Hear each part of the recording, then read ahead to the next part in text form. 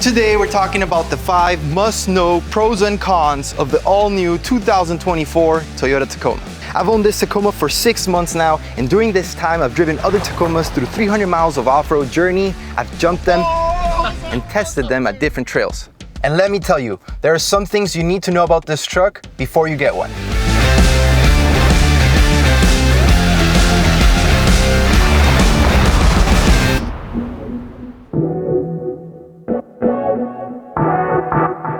I could not wait to share my thoughts with y'all. After truly being able to experience this truck, after owning it for 6 months. Initially, I went to Hawaii, tested it out. I was, the hype of it all. But now after owning it, there's a lot of things that I wish Toyota would have done differently. So let's dive into the 5 pros and then the cons that you'll definitely want to consider. The first thing we're gonna talk about is interior design.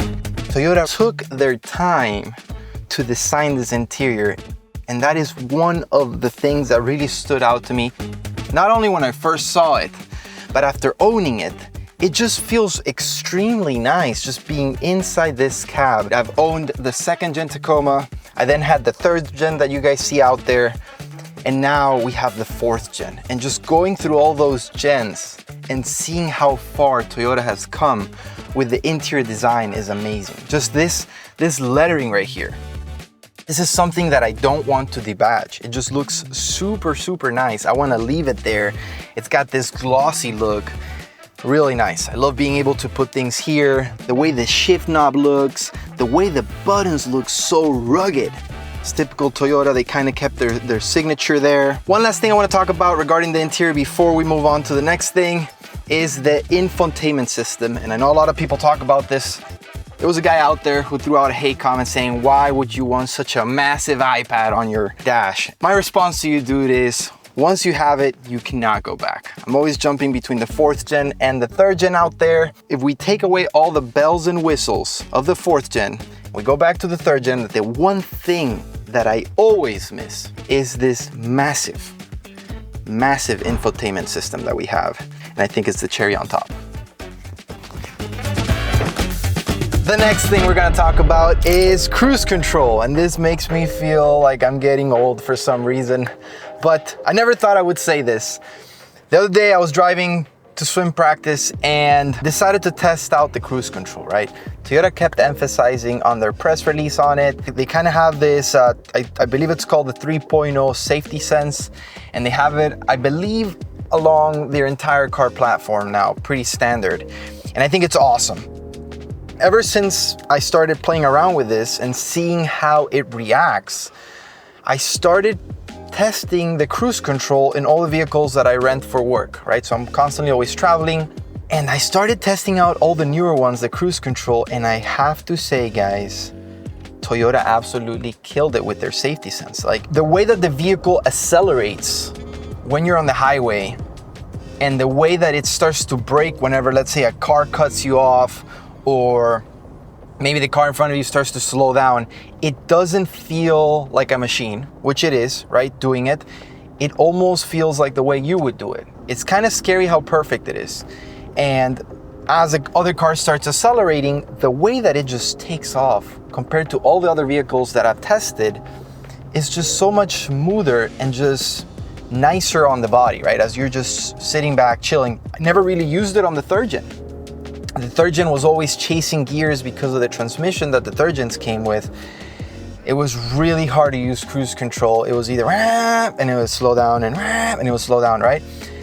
With this truck, it's interesting to see how it performs. By the way, you don't have to, you technically have to hold the steering wheel. I'm not saying not, but you could let go and the car will stay in the lane and steer itself. These vehicles are getting crazy good at just driving on their own. I have yet to test this vehicle with 35-inch tires, adding all the weight, and maybe the cruise control doesn't work the way it's working right now, right? So I'm excited to find that out. A lot of the reason why this truck is still stock is because I'm trying to enjoy it in its stock form. I'm trying to see how it performs in its stock form, and that way, when I start to modify it, I can see what sort of things work and what sort of things don't work, right? And that way we can give you guys proper advice on what to do and what not to do. So for now, I've kept it stock. I also advise that you guys do the same, right? Don't dive straight into wanting to modify your vehicle. Take advantage of its form, its current form, enjoy it, learn what it is that you're wanting to upgrade on it, and then do it. Cool, let's move on to the next one. Now we're gonna talk about the 360-degree cameras. You have two right here, another one right there, another one up here, another one right on the grill, and I'm not sure if you guys can see it, but there's one right on the windshield. Having cameras all around is a complete game changer when navigating tight trails, having to back up at camp spots, and simply just parking. So this is something that we obviously don't necessarily need, but it has been a huge pro for me and I've been loving it. I didn't really use this much on the third gen, just the quality wasn't there, the screen wasn't there, right? It was way smaller. And here you have different camera angles. So right now you guys can clearly see how I'm going inside my garage, right?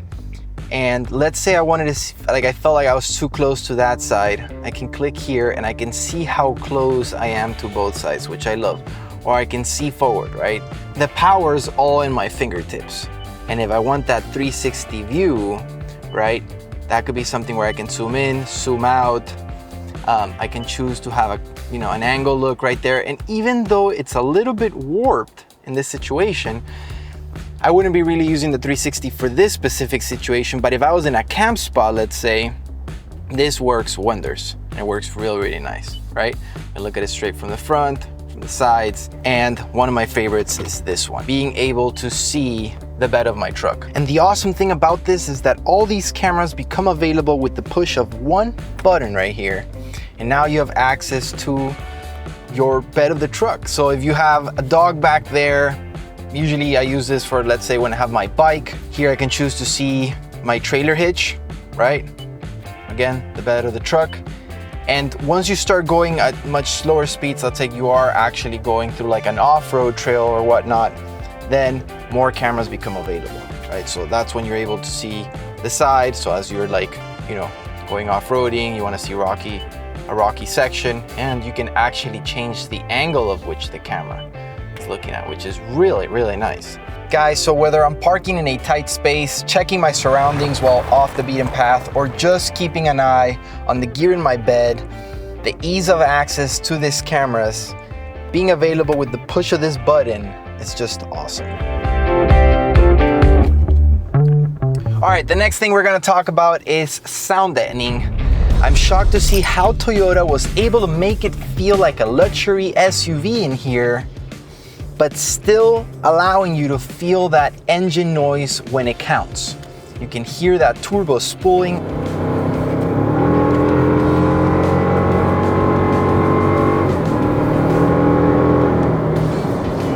That sounds nice. You can feel the four banger, which I know is not a V8. I know it's not a 4.0, but it still sounds really nice. Hearing that turbo spool, something about it that every time you come off of a red light or you're coming on to a turn, and it just feels so awesome. So this is 4th gen interior noise test. We're gonna get to 60 miles per hour.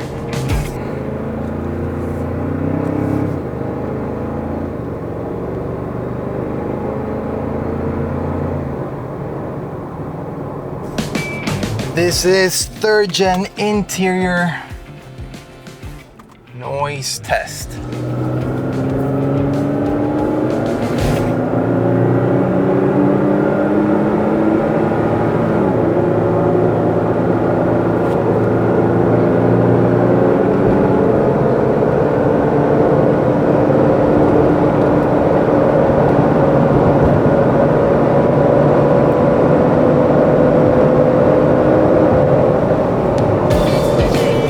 I don't know if that captured that, but that was definitely noisier than the 4th gen.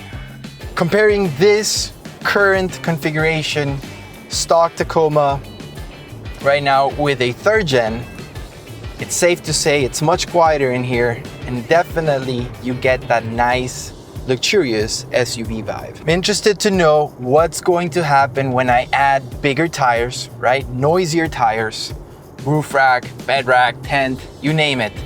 What's going to happen and how powerful is this sound deadening going to be, when you add different accessories? And for the last pro on my list, fellas, and this one's gonna shock a lot of you, we're gonna talk powertrain.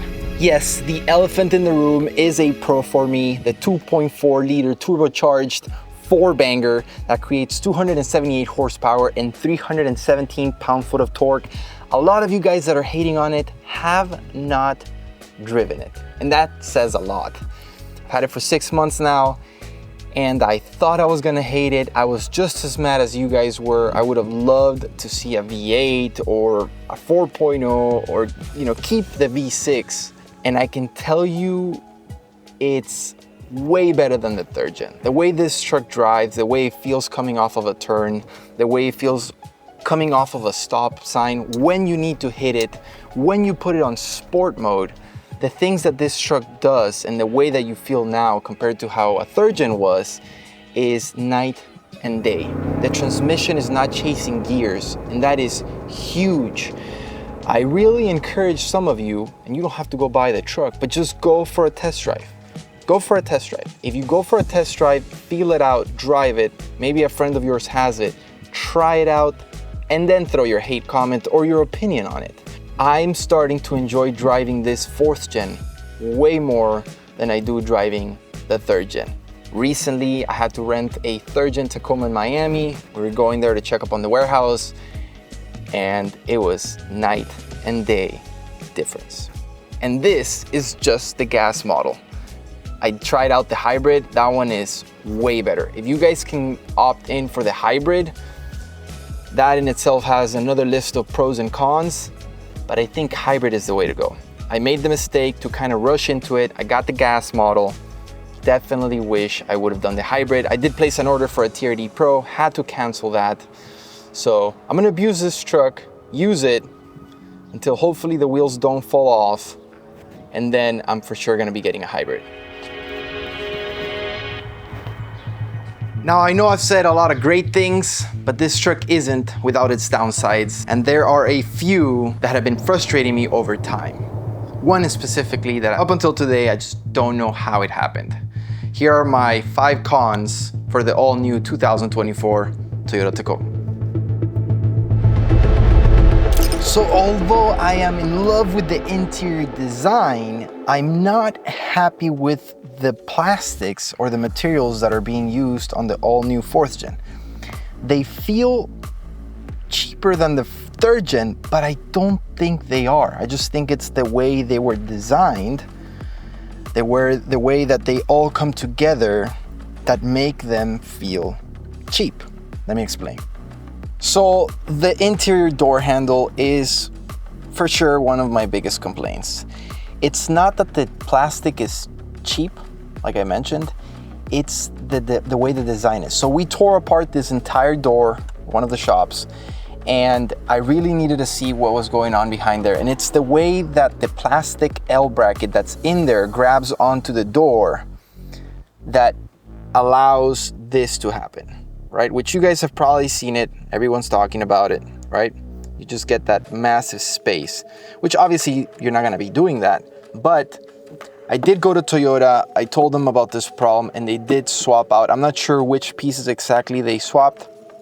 It is a lot sturdier. It is a lot stronger, but you can still kind of see that it's happening, right? So I've talked about this problem with a lot of 4th gen owners. Some of them mention that it's a big deal. Others don't really care so much for it. Others don't really have that big of a gap when you pull on it, right? But for me, that was just such a turnoff, right? Having the plastic kind of split like that. And I actually have a challenge for you all to see if you can develop a steel bracket or some sort of bracket that can be bolted back there to prevent this from moving that way. Same thing with this handle right here, right? When you grab onto it, your bottom fingers, when I squish my thumb in there, I can feel there's like a connection of 2 plastics. I kind of see it back there, right? If this was one solid piece, let's say, and it bolted up here and down here, then now you would have one solid handle. But because of it being multiple plastic pieces coming together, it's not that solid. The shift knob, it looks great aesthetically, it's awesome, it fits in the hand really well. I just wish it was heavier. It's really lightweight. It's very flimmicky, right? And again, with my fingers back here, I can move all the plastics around. All the time when I'm driving, I'm just pushing down on it and feeling that plastic. Whenever you shift it into drive or you shift it into reverse, it just feels too lightweight in my opinion. And finally guys, one that really disappointed me, and you cannot make this stuff up, the volume knob just broke on me. One day I came into the car, started playing around with the volume, and it just felt stiff. I pulled it out to realize that it had been broken. So I don't know if you guys can see right there, it's just broken, like the whole plastic piece broke and it's stuck in there. So let me see if I can show you, but yeah, you guys see that? That little piece right there, that's part of what's missing here. It just completely broke out of nowhere. I never applied any pressure to it. I was never hard with it.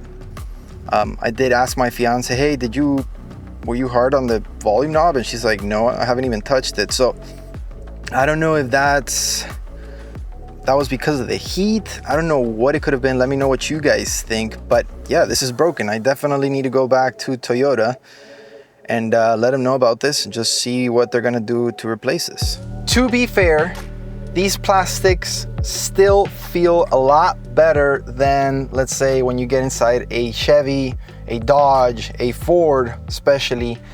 They still feel better than that. They are solid. Like for example, this door panel, most of it is plastic. I'm okay with that. It's a rugged truck, right? I don't want to have things that are gonna break, and pretty much reminds me of the third gen. It's solid, but when you come to the way that the handle was bolted down, I feel like that's a weakness. And then the plastic on the side step.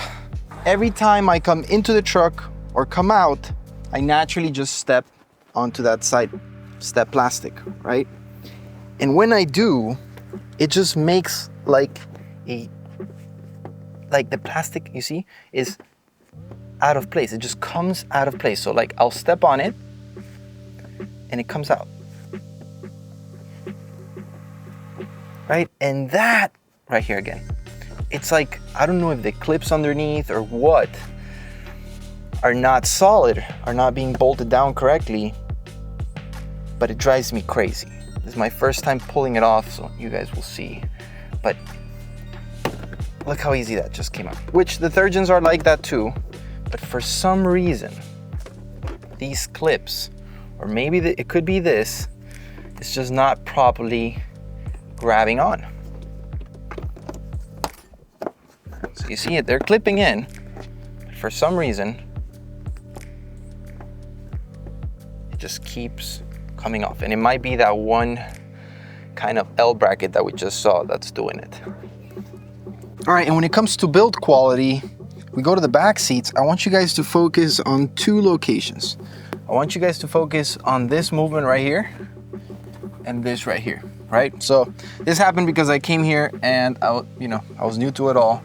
I was just pushing on it, right? I was like, how is it that you do it again? I forgot this was here, right? So that's how I came to realize that. I don't know if you guys saw, but that just looks flimsy to me, right? And when you pull back on this, and the reason why I notice this is because, again, I own a third gen and I've owned one for a while, right? So when I push down on this, you can, I don't know if you guys can see, and the camera does it justice, you can see that support, but it's almost like the cushion is not being grabbed onto that support, right? Making it look all flimsy. Now we go to my third gen and we compare that, like, guys, I'm going as hard as I can, and this seat is not moving. Again, The reason why I went back there and I noticed was because the handles on the third gen are here, right? So when I went to grab it and I pulled on the fourth gen, you guys saw what you saw, but this thing is solid, dude. There's nothing moving that. Maybe it's because of the way the hinges work, right, on the third gen. But that's something that really caught my attention and I noticed. Actually gonna stay in the back seats. And no, I'm not talking about space. We're talking about the seat fold mechanism. If you guys want seat space, Tacoma's not for you. I've owned Tacomas, like I said, from the second gen, third gen, now fourth gen. And the seat space in the back has never been a thing for me to want to get the Tacoma, right? If you're probably looking at getting the Tundra or a much bigger truck, I don't really see that being an argument for a mid-size truck. You're not really getting one for the seat space in the back. Moving on to the seat fold mechanism, I was super stoked to see how, you know, now they move up like this, right? I've had friends that have F-150s, right? Rams, they all go up like that, but it's this thing right here, which you guys might have seen a couple people complaining. Right now I'm doing it with one hand and I was able to make it happen. But can you imagine this entire weight just being held by this little strap, right? I'm not too stoked with that. It would have been awesome if this was just, it would have locked in place. Maybe you hit a lever or something, right? Like kind of the same mechanism where you pull on a strap, right? And then it comes back down. That would have been awesome. I love it that it does this. I love it that it stays up front like this rather than it moving like the third gens do. All this additional space that you have here. But Toyota, come on, this strap, right, with that button. Look, me pulling on it already freaks me out, right? I keep pulling. You can already kind of see that coming apart. How reliable is that going to be? And for the next con, guys, we're talking gas tank. This is a big bummer. We went from having a 21-gallon gas tank to now an 18-gallon gas tank. Similar miles per gallon, but much less range. The much smaller gas tank is because of Toyota's new multi-link suspension. So because now there is no leaf springs in the back and we have the links, those links limit the amount of space that we have for the gas tank. Now there is a solution to that, and we actually have it at TacomaBeast.com, where we are gonna be upgrading this truck's gas tank to a much bigger one. So make sure to stay tuned for that. On to the next con. For the next con, we're gonna talk about the overreactive obstacle avoidance that comes with this truck. So it does a great job while you're driving, the cruise control, all of that's beautiful. But when you're trying to park in your garage and space is tight, like mine is, the truck just goes wild. I get it, the truck needs safety, but it could be a little bit too abruptive sometimes. Me just pulling up to the garage, sometimes I just like to have it extremely close to the garage door just because of the way the sun comes out. I want it to have as much shade as possible. And if I get it to the point where I know I'm safe, I know I have control of the vehicle will say, no, that's wrong, and it will just stop me. And even if I'm moving a little bit slow, the way that it stops you, it just jerks you around, and I really don't like that. Sometimes I wonder, like, what would happen if I'm, you know, going fast on a lane and I'm making a turn and the car's right in front of me? Is it going to just e-brake on me on the highway? I don't think it would do that. I've never heard of that happening, but it does put it into question, right? Like, how crazy is this computer gonna take over? Up until now, it's only done it when I do it slowly, so I'm not too concerned. It's good news, you are able to deactivate that feature, so you don't have to deal with it. I recently just found out about that. Before making this video, I was like, there's gotta be a way. I searched online, and thankfully, I found out a way. You go into the settings with your steering wheel, and you are able to deactivate that feature. So that I will be removing, but up until this point, for 6 months, it's been driving me nuts. And for the last con on my list, I've left this one for the last. It's a small feature, but extremely frustrating. It's the AC setting reset. I'll tell you exactly what I mean with this. This has bugged me. All right, so you see, these are my settings. This is what I like, right? I like it. I don't like it to hit my feet. I like the air to circulate inside. Usually I like it at 3, and then the AC on. But what happens when I turn off the vehicle, right? Turn off the vehicle. Now we're gonna turn it back on. These 3 first settings are still there, but the AC is not on. So it still cools because it's a new truck and it does really well at cooling, but the AC is no longer on. So you always have to kind of go in and turn on your AC or turn it off, right? That setting is just not there. It's not being displayed. Now, I don't know if that's just a glitch and the AC is actually on, just the button doesn't turn on, because like I said, it is cold in here, right? And I am feeling cold air when that light was off, but it's just really annoying. Then again, you put it on auto, then all of those settings disappear, right? Technically, makes sense, right? It's in auto. But now if I want to turn off auto, right? Like it would make sense to click on auto and it turns off. So my first initial thought is, let me bring down the AC, right? Then I have to start adjusting all of the settings again. Well, no, I don't want that one. I want that. And then I want this. And please turn on the AC for me, right? So that kind of sucks. There is one way to fix at least just the AC not turning off on you or the light disappearing. And that is by going into the settings, right? And then from the settings, you go all the way to vehicle customization, climate, right? And then you do click AC mode with auto. That's something that I feel like Toyota should have it disabled. I don't know why somebody would want that. Let me know in the comments down below. You are able to turn that off, right? So now by us doing that, we can turn off the vehicle. And when I turn it back on, it's on. My settings are all perfectly well, which is awesome. But we didn't solve that other problem, which is, okay, I want to go auto. How do I go back without having to again choose all of my settings? That's still annoying, right? Before you go, I have a bonus con or a complaint, if you will. I hope Toyota's watching this video. Whether you have, you know, the fob or the keyless card, it would be awesome if Toyota can have the vehicle lock itself as you walk away. So one thing that I don't like is the way that you have to lock it. Here you come, you have to tap. Just feel like that's not natural, right? Like tapping. I'm just used to clicking the button and walking out. But if you just had to do nothing, right? You just had this in your pocket the whole time, and the goal is to never touch your key, never touch your card, never touch anything. And you're finished with your ride, you walk away from your vehicle, it locks itself. How awesome would that be? BMW has it, and I find it amazing. If you don't like it, you deactivate it. You like it, you use it. Let me know what you guys think in the comments below.